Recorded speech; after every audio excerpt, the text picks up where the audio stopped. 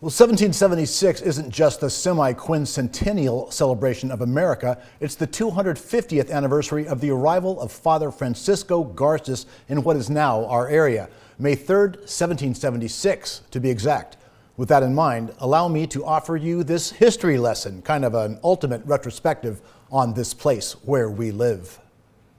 250 years after he passed through the southern tip of the San Joaquin Valley, Father Francisco Garces is still a well-recognized name in Kern County, but many may be oblivious to his enduring impact on the American Southwest and this area. Locals may be aware that 15 to 20,000 vehicles a day pass through the Garces Circle, a traffic roundabout built in 1935 with a 22-foot limestone and granite statue of the Franciscan friar at its center. They may know that Garces Memorial High School, which opened in 1947 in the city's northeast, has more than 9,000 alumni.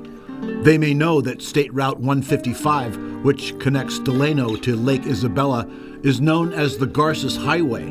But what do they know of the man himself?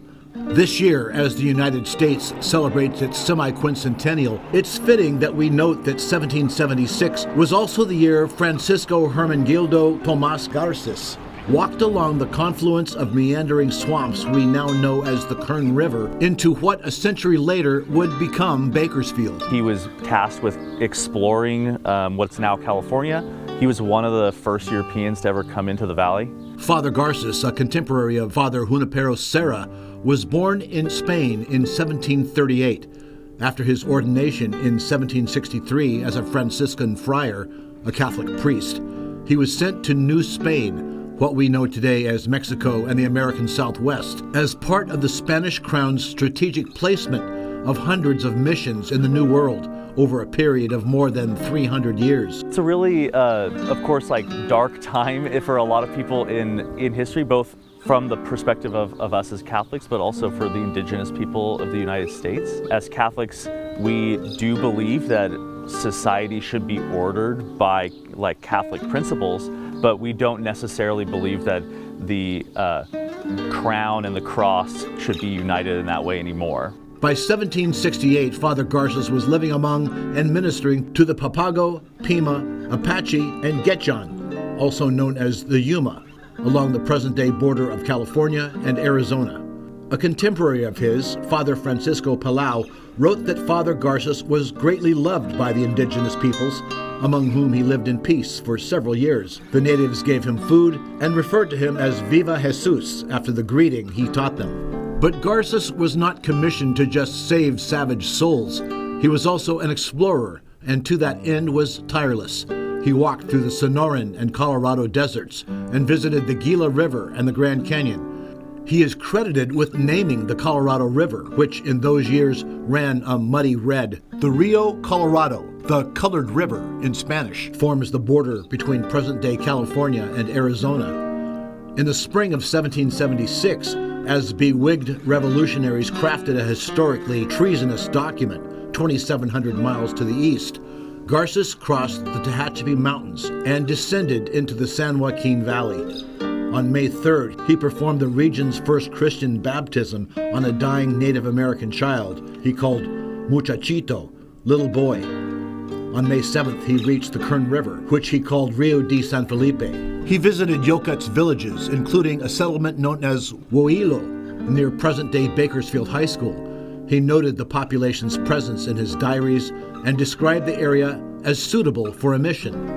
In 1779, he returned to the Yuma area, where years before he had performed countless baptisms and enjoyed a warm relationship with a Quechan tribal leader known as Salvador Palma. But relations between the Spanish and the natives of southwestern Arizona had soured in the interim. Spanish settlers had seized the best land for themselves, and their leaders had been slow to live up to their commitments. They had neglected to build irrigation ditches, prepare fields, and plant crops as promised, and they embarrassed the Quechan with harsh punishments, stockades, and public whippings. Then, in 1781, dozens of Spaniards arrived at Yuma on their way to create the settlement that would become Los Angeles. Their livestock, 253 head of cattle, ate Quechan crops and trampled Quechan fields. Younger members of the Cation leadership grew to become staunchly anti-Spanish. Eventually, they decided it was time to fight.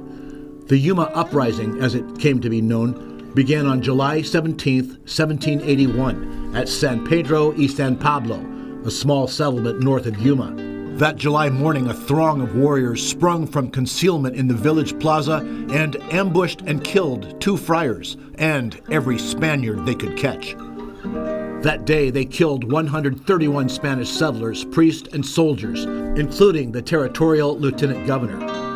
Garces was saying Mass in Yuma when the uprising began. He and another friar escaped, and for several days holed up in the house of a Christian Cation woman. They were drinking hot chocolate on the morning of July 21st when they were discovered by a search party sent to rescue them by Palma. But Palma's wishes now meant little.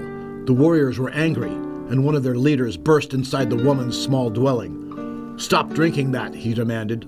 "We're going to kill you." "We'd like to finish our chocolate first," Garces replied, the humor for which he'd become known still in him, even then.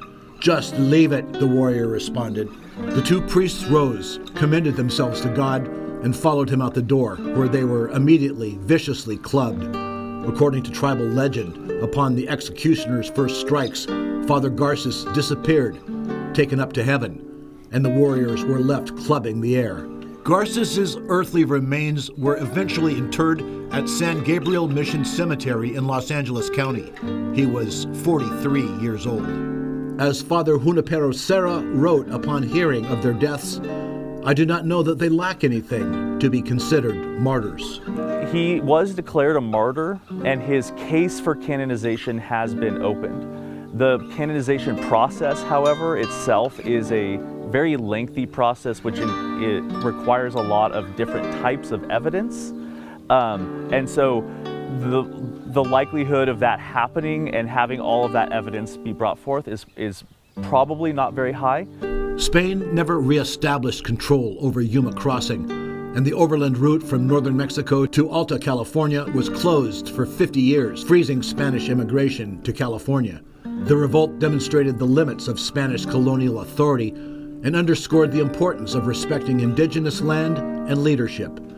Tributes and monuments to Father Garces are in Yuma, Needles, Las Vegas, and Reno, in addition to Kern County.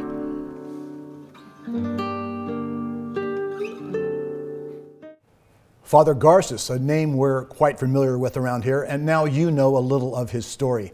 And aside, we had hoped to get the Roman Catholic Diocese of Fresno to give us their perspective on Father Garces' legacy, perhaps allow a local priest to comment for this story, but we tried for a week and never got any sort of response from them. Wow, fascinating history. It was a great piece. Thank you.